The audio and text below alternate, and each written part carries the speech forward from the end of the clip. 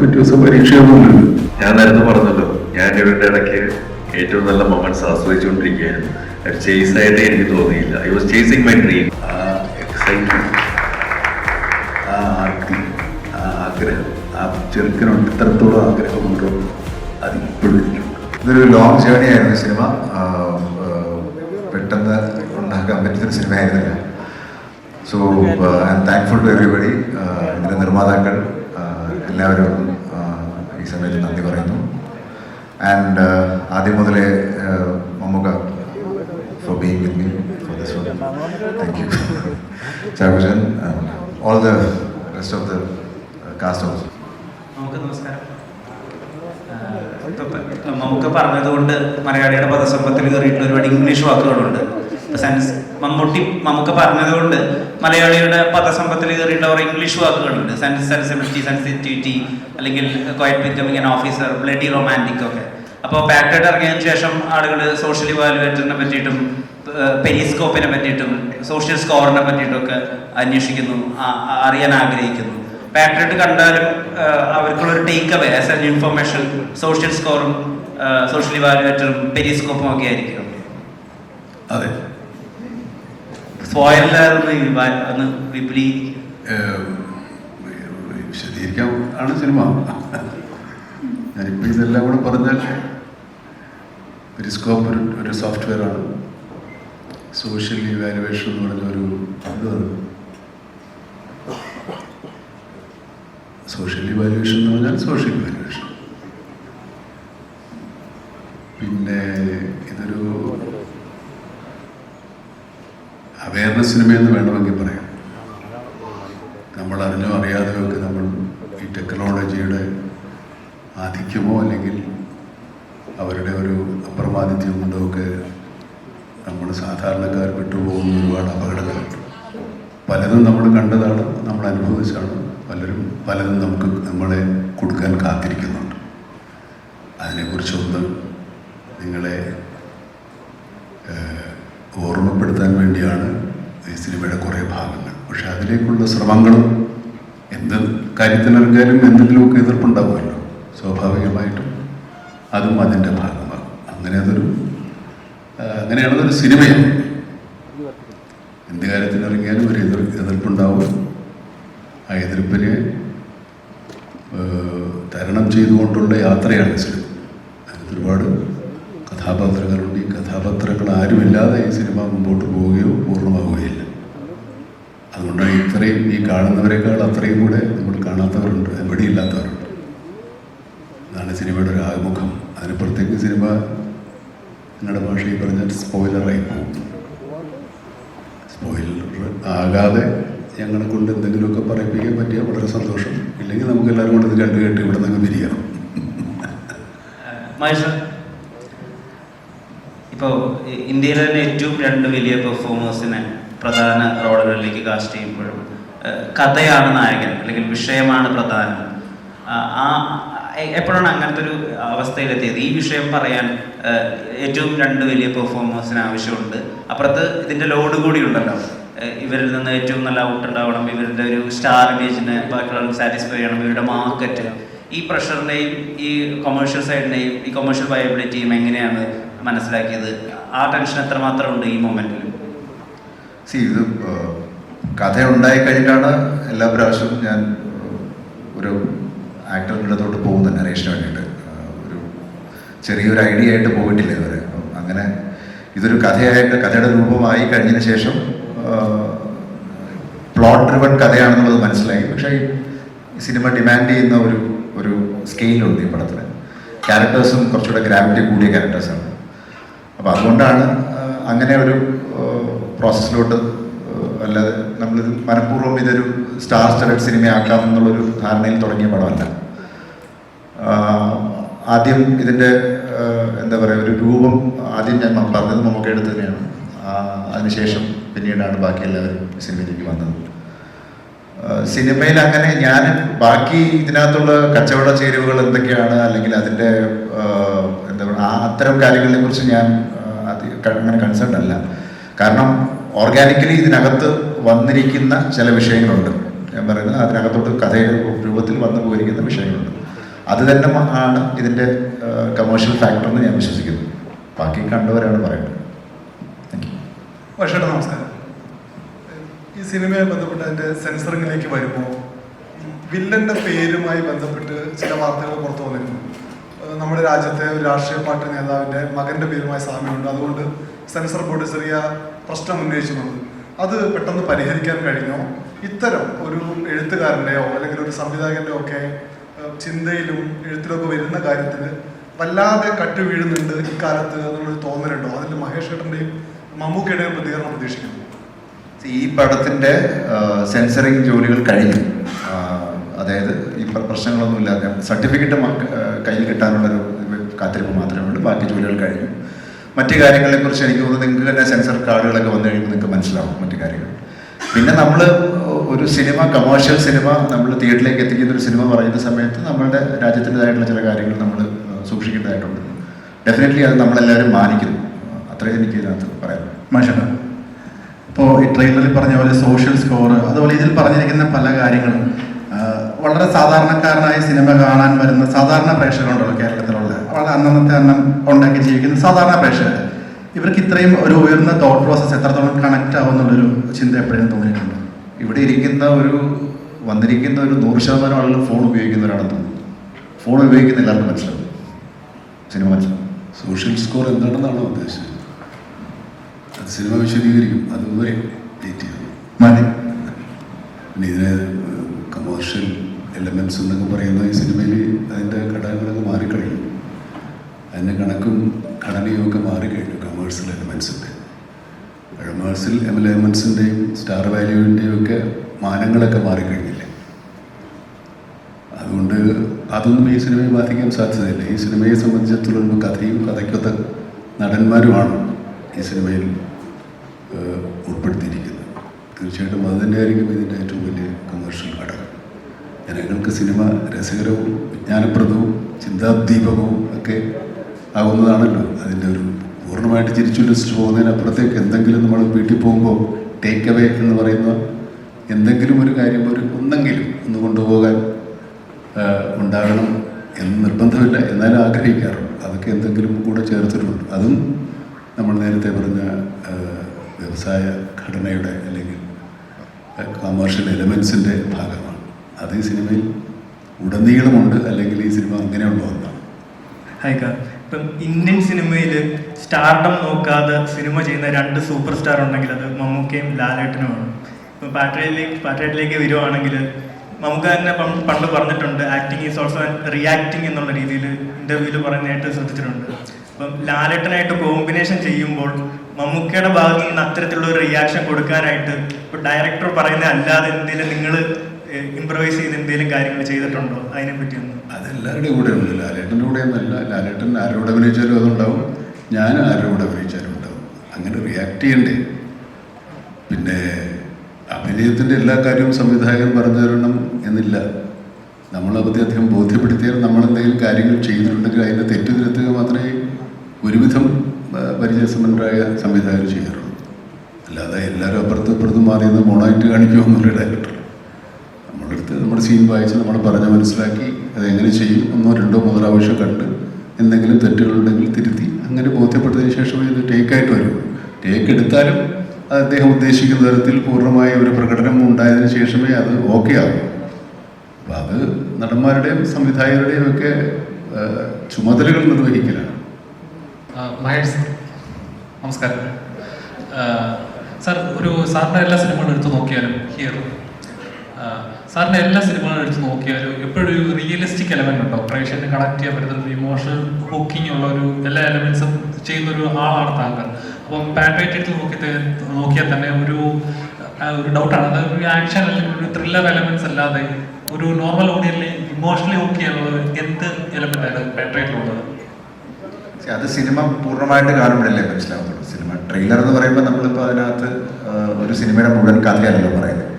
പിന്നെ ഈ പറഞ്ഞ പോലെ ഈ ഒരു സിനിമ ഒരു ഒരു ഒരു ഒരു പ്രത്യേകതരം സാഹചര്യത്തിൽ ഉണ്ടായപ്പെടുന്നൊരു സാധനമാണ്. അപ്പോൾ അത് സമൂഹത്തിൽ നടക്കുന്ന ചില വിഷയങ്ങളെ ബേസ് ചെയ്തിട്ടാണ് ഞാൻ പലപ്പോഴും സിനിമകൾ എഴുതിയിരിക്കുന്നത്. അതുകൊണ്ട് തന്നെ ഇതിനകത്തും അങ്ങനെ ഒരു വിഷയമുണ്ട്. ഇപ്പോൾ മമ്മൂക്കയെ ഡയറക്റ്റ് ചെയ്തിട്ടുള്ള ആളാണ് ലാലേട്ടനോടൊപ്പം പ്രവർത്തിക്കുകയും ചെയ്തു.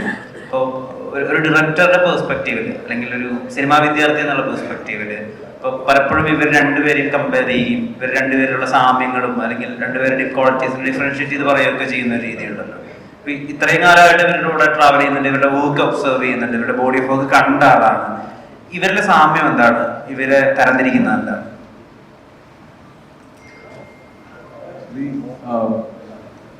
സാമ്യം എന്ന് പറഞ്ഞാൽ ഈ ഒരു റോൾ പലവിധമായ റോൾ കിട്ടിയിട്ട് അതിനെ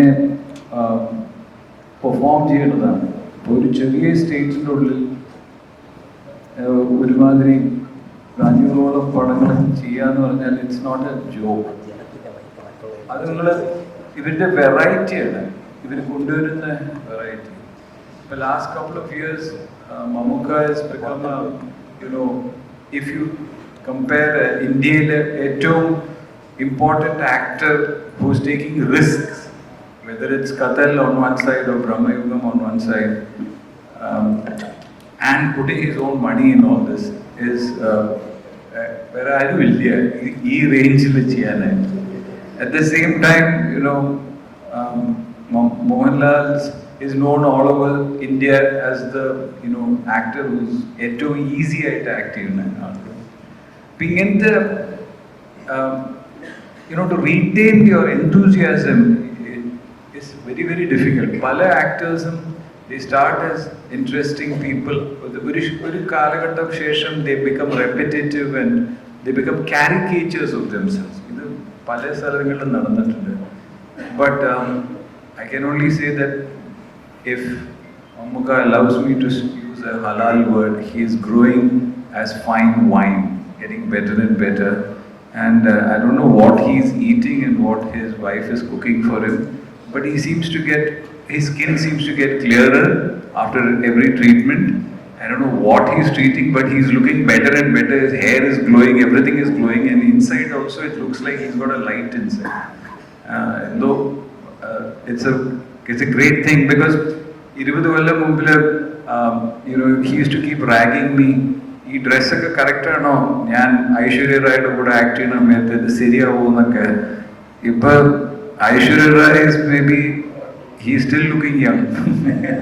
സോ അങ്ങനെ ഒരു ഭയങ്കര ഒരു ചാമാണ്. But also a very sharp intellect and വളരെ പ്രിസൈസ് ആയിട്ട്. I enjoy his interviews. I think Mammootka has become, of late, he has become Saint Mammootka. He is giving a lot of perfect meme bites of knowledge. I think that's a very great thing.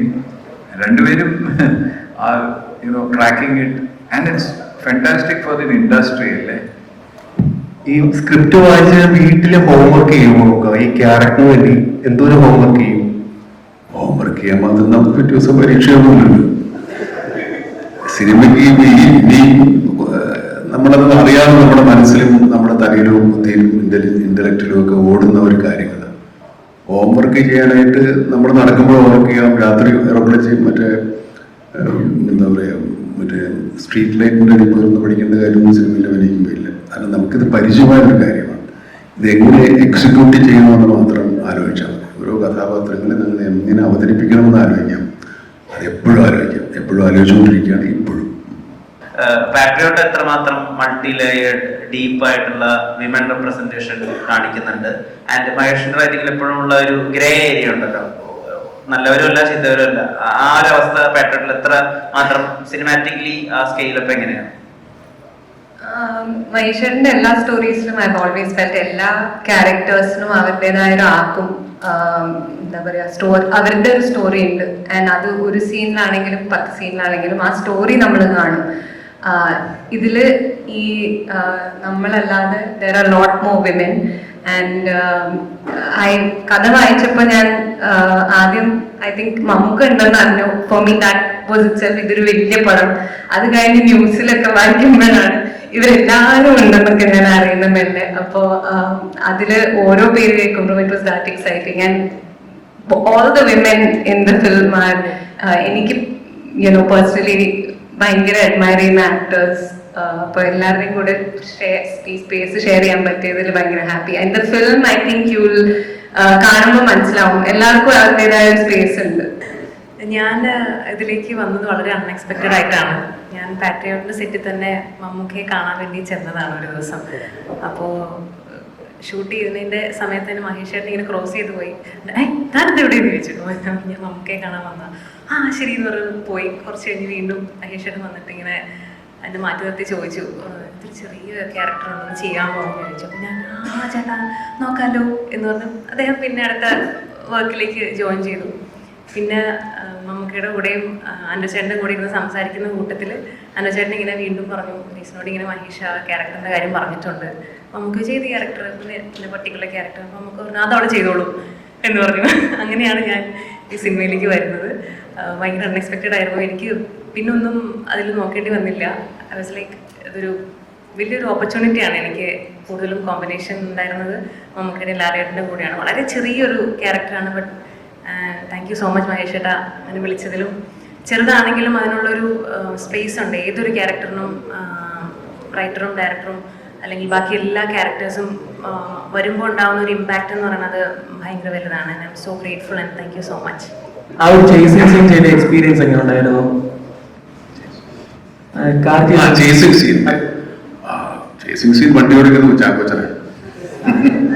ഞങ്ങൾ രണ്ടുപേരും ഞാൻ അവശന പുള്ളിയുടെ കാലം പയ്യ. അപ്പൊ chase ചെയ്യുന്ന മുഴുവൻ വലിയ ഹീറോയിസം കാണിക്കുന്നത് ചാക്കോച്ചനാണ്. ചാക്കോച്ചനോട് ചോദിക്കുക എങ്ങനെയുണ്ട് എക്സ്പീരിയൻസ്. ഞങ്ങൾ രണ്ടുപേരും പാസഞ്ചേഴ്സാണ്. സത്യം ചോദിച്ചു നോക്കും. പറ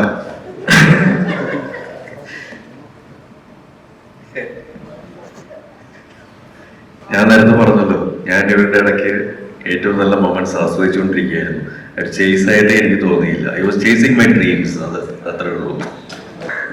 എല്ലാവർക്കും നമസ്കാരം. ഒന്നും അധികമായിട്ടൊന്നും പറയാനില്ല. Thank you so much for coming today. എല്ലാവരും നമ്മൾ സപ്പോർട്ട് ചെയ്യുക. ഇതൊരു ആക്ടറെ സംബന്ധിച്ച് എനിക്കൊരു ഡ്രീമാണ്. കാരണം ഈ പടത്തിൽ എന്നെ കാസ്റ്റ് ചെയ്തത് സിനിമ സ്റ്റാർട്ട് ചെയ്ത ശേഷമാണ്. അപ്പോൾ ഈ പടം അനൗൺസ് ചെയ്ത സമയത്ത് MMMN എന്നാണ് ടൈറ്റിൽ കൊടുത്തിരുന്നത്. അപ്പോൾ എൻ്റെ ഫ്രണ്ട്സ് എല്ലാവരും അയച്ചു കൊടുത്ത് ഇങ്ങനത്തെ ഒരു മൂവിയുണ്ട്, നമുക്ക് എല്ലാവരും വീണ്ടും ഒരുമിച്ച് സിനിമ അഭിനയിക്കാൻ പോകണമെന്നൊക്കെ പറഞ്ഞിട്ട് ഞാൻ ഭയങ്കര ഹാപ്പി ആയിരുന്ന ഒരു ജസ്റ്റ് ആസ് എൻ ഓഡിയൻസ്. പക്ഷേ ഇതിൽ എന്നെ കാസ്റ്റ് ചെയ്യാൻ ഒരു ക്യാരക്ടറെ വിളിച്ചപ്പോൾ ഇതിനേക്കാൾ ഇത് ഒന്നുമില്ല. അപ്പോൾ thank you so much Mahesh ചേട്ടൻ, ആൻഡോ ചേട്ടൻ, നമുക്ക് എല്ലാവരും താങ്ക് യു. എല്ലാവർക്കും നമസ്കാരം. നമ്മളെല്ലാവരും പറയുന്നുണ്ട് ഈ മൂവി ഒരു ഡ്രീം കം ട്രൂ ആണ്. എന്നാലും ഒരു കാരണം എന്താണെന്ന് വെച്ചാൽ ഞാൻ കുഞ്ഞിലെ കണ്ടു വളർന്ന ഒരുപാട് ഇംഗ്ലീഷ് മൂവീസ് ഉണ്ട്. അതേപോലെ ഒരു എക്സ്പീരിയൻസ് ആയിരുന്നു എനിക്ക് ഈ മൂവി. ബിക്കോസ് 1.5 വർഷം എടുത്ത് ഷൂട്ട് ചെയ്യാം. നമുക്ക് മാസത്തിൽ 2-3 ദിവസമൊക്കെ വർക്ക് ഉണ്ടാവുള്ളൂ. പക്ഷേ വേറെ വേറെ രാജ്യങ്ങളിലാണ്. നമുക്ക് വീട്ടിലൊക്കെ പറയാൻ ഭയങ്കര അഭിമാനമായിരുന്നു. ഞാനിപ്പോൾ അസർബൈജാനിലെ, ഇപ്പോൾ ഞാൻ ശ്രീലങ്കയിലാണ്. ഞാൻ വീണ്ടും ശ്രീലങ്കയിലെത്തി. പിന്നെ ഹൈദരാബാദാണല്ലോ. പിന്നെ ഞാൻ പറയുന്നത് നമ്മൾ ഇപ്പോൾ പോവാൻ ഐഡൻറ്റിറ്റി ഒക്കെ ഇല്ലേ, അതൊക്കെ കാണുമ്പോൾ ഒരു എക്സ്പീരിയൻസ് ആയിരുന്നു എനിക്ക് ഈ സിനിമയിൽ അഭിനയിക്കുമ്പോൾ. ഇത് ഇത്രയും വലിയൊരു സിനിമയുടെ ഭാഗമാകാൻ പറ്റിയ ഗ്രേറ്റസ്റ്റ് ടീമുണ്ടാവും. മഹേഷ് ചേട്ടൻ ആസ് എ ഡയറക്ടർ മാത്രമല്ല, മഹേഷ് ബാബു രണ്ടാമത്തെ മൂവി ചെയ്യണം. ഗ്രേറ്റസ്റ്റ് ആക്ടേഴ്സ്, ഗ്രേറ്റസ്റ്റ് ക്രൂ, ഇവരുടെയൊക്കെ ഒപ്പം എൻ്റെ ഭാഗമാവുക. ഇപ്പോൾ ഓരോ ചെറിയ എക്സ്പീരിയൻസും നമുക്ക് വലിയ എക്സൈറ്റ്മെൻറ്റ്. ഉദാഹരണത്തിന് ഇവിടെ ഒരു കസേരയിൽ എൻ്റെ പേരുണ്ട്. ഞാൻ ഇരിക്കുന്ന ഇത്രയും വലിയ ലെജൻഡും എൻ്റെ പേരിൽ എനിക്കൊരു കസേരയുണ്ട്. അപ്പോൾ അത് ഉൾപ്പെടെ ഒരു വലിയ എക്സ്പീരിയൻസ് ആയിരുന്നു മൂവി. ഇനി ഇത് ഏറ്റവും വലിയ സക്സസ്ഫുൾ മൂവി ആവട്ടെ എന്ന് പ്രാർത്ഥിക്കുന്നു. Thank you. എല്ലാവർക്കും നമസ്കാരം. ഒരുപാട് കാര്യങ്ങൾ പറയാനുണ്ട്. പക്ഷെ എനിക്ക് കുറച്ച് സമയത്തിൻ്റെ പരിമിതി കാരണം എന്താണ് പറയേണ്ടതെന്ന് എനിക്ക് പെട്ടെന്ന് മനസ്സിലാവുന്നില്ല. പക്ഷെ ഈ സിനിമയിലേക്ക് വന്നതിനെ കുറിച്ച് ആദ്യം പറയാം. മാലിക് എന്ന സിനിമയിൽ ഫ്രെഡി എന്ന് പറഞ്ഞിട്ടൊരു റോളിലാണ് ഞാൻ ആദ്യമായിട്ട് സിനിമയിൽ എന്ന് വെച്ചാൽ കമേഴ്ഷ്യൽ സിനിമയിലേക്ക് വരുന്നത്. അത് മഹേഷ് ചേട്ടനാണ് എനിക്ക് ആ റോൾ തരുന്നത്.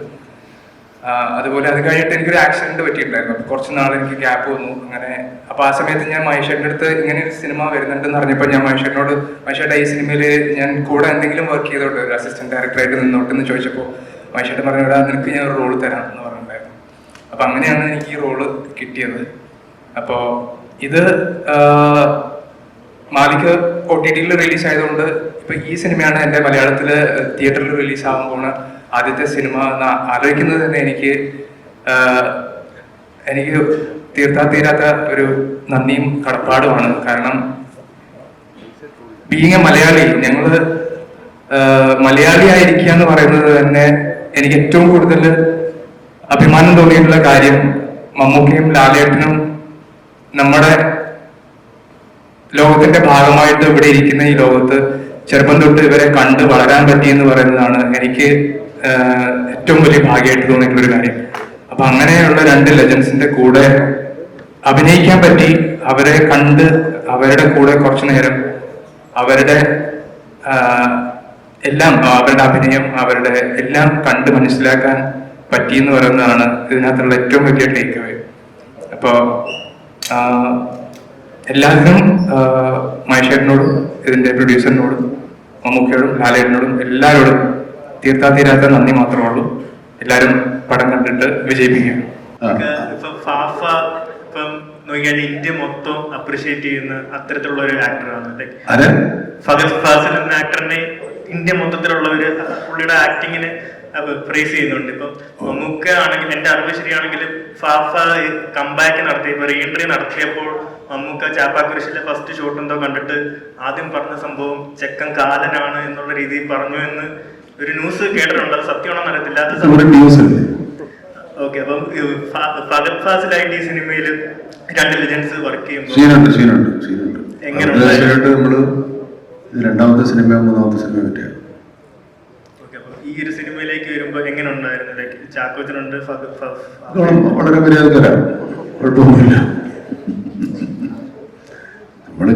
നമ്മളെ കണ്ടും വളർന്നതല്ലേ, കുഴപ്പമൊന്നുമില്ല. നമുക്ക് പിടിച്ച് നിർത്താവുന്നവരേ ഉള്ളൂ.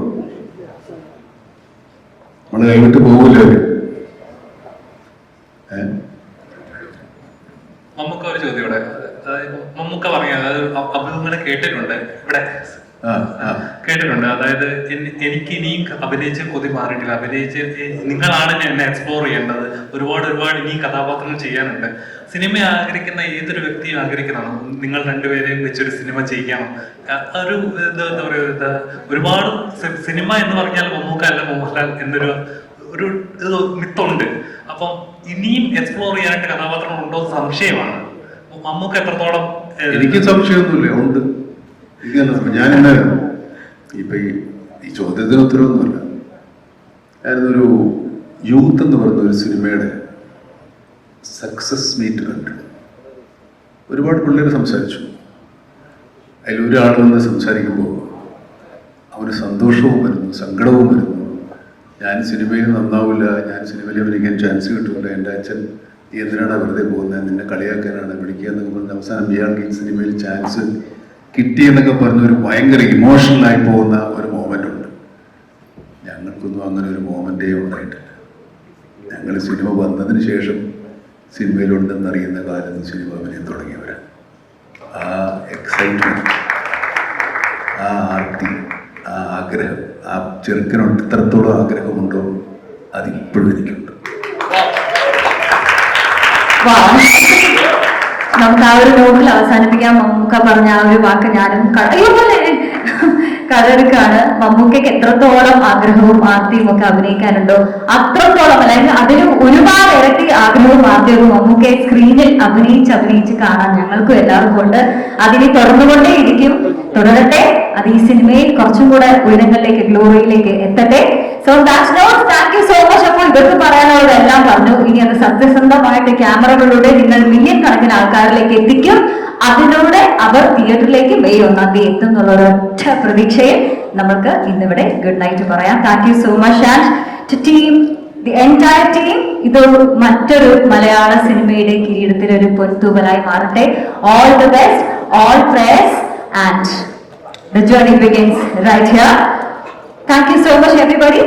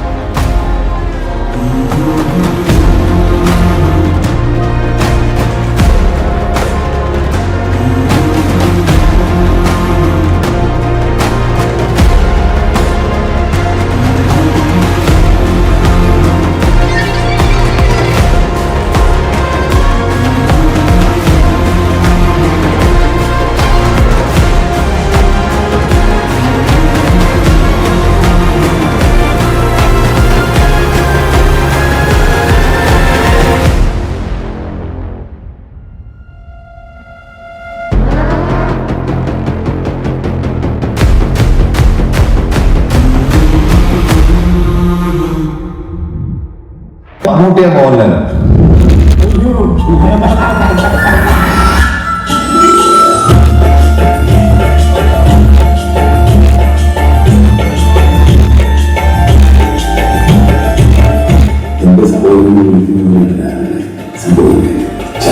പ്രിയപ്പെട്ട ചേട്ടാ,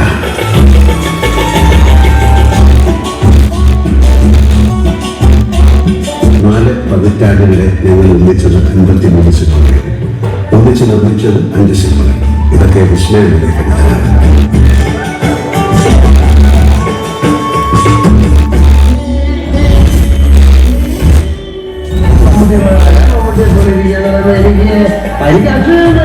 പിന്നെ അപ്രോച്ചിന് തോന്നി സോഫ്റ്റായിട്ട് കാര്യങ്ങൾ കൈകാര്യം ഞാൻ വിളിച്ചാൽ പറഞ്ഞു നിങ്ങൾക്ക് ശബ്ദം മുറിയാൻ രോമത്തിന് ഉള്ളിൽ തന്നെ